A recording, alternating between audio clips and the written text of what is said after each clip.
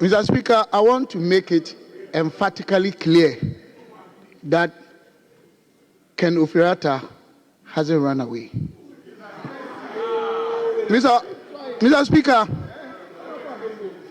I would like to advise this August House that I think our actions and omissions over the years have actually defined us, and we have given the public, the external stakeholders, to always see us in different lenses.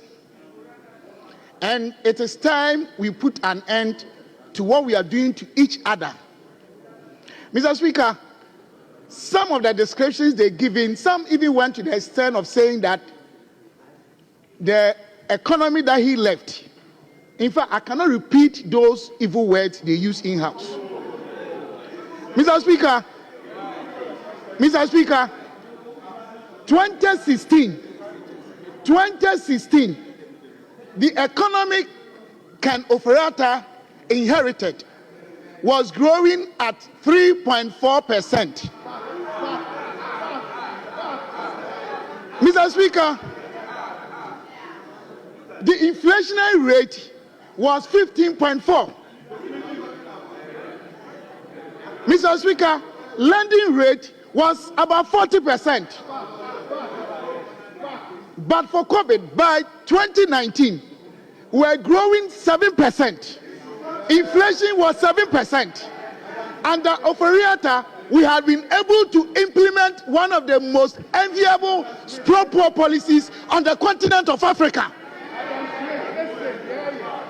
How could you describe such a man because of global crisis? Your own former finance minister, do you know the description you are giving to your country? Do you know how you are placing Ghana on the globe because of politics? Do you know what you are doing to your country? Very soon, your ministers will be leaving Ghana for other places, for international assignments. And this is what they will read from your own lips. Mr. Speaker, we shouldn't allow this outmoded, colloquial, primitive politics to continue to destroy our country.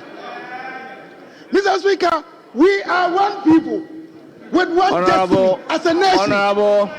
Mr. Speaker, I am only advising the House. Honorable Sivinamwa, did I hear you say primitive politics? No, I'm talking about Ghana. Will you consider withdrawing the word primitive politics? Okay. Mr. Speaker, with your indulgence, I have done so. But Mr. Speaker, I think I have to make myself clearer here. I am not even speaking against one side. I am talking about actions and inactions, omissions and behaviors that are dwindling the very reputation of this House. We've been doing this to ourselves for far too long. Now, every Tom, Dick, and Harry out there, even if you are driving Land Cruiser, they think you're a politician. Whether NDC MPP, they don't respect us. And this is why I'm bringing it to our attention. That do we allow yesterday's propaganda or actions or omissions to continue to keep on destroying the very image and reputation of this August House? Is that what we want to do? This is the question I'm asking. Mr. Speaker, are we teaching the younger generation what we are doing today? Mr. Speaker, what does the Constitution say? Article 18, Clause 2. With your permission. A. No one shall be subjected to the interference of his private home and properties. Has that happened or not? The very Constitution that we ourselves, the very laws that we ourselves made, we are undermining the same laws because of politics. We should not sit here and because of politics forget the fact that the same Ken Ofori Atta made your family members have free school. Your nephews, your children, your aunties, your friends, your mosque members, your church members. But for Ken Ofori Atta, they would have been home. Let us stop these things against either NDC or MPP. Let us maintain our reputations as a house.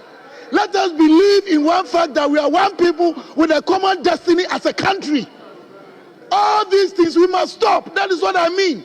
Yesterday's politics we should forget, because we are destroying each other, and we call ourselves honorable members. We all deserve that. But please, Mr. Speaker, what I'm trying to tell the House is that sometimes, because of politics, we say these things, we think we are joking. But those out there, they believe in what we say, and they disrespect all of us. Let us protect each other. Let us keep the dignity of this House intact and portray to the people out there that, yes, we have changed. Mr. Speaker, I am ending by telling each and everyone, especially my brothers and sisters from the other side, to repent. To repent. These behaviors must be stopped. We don't do that to ourselves.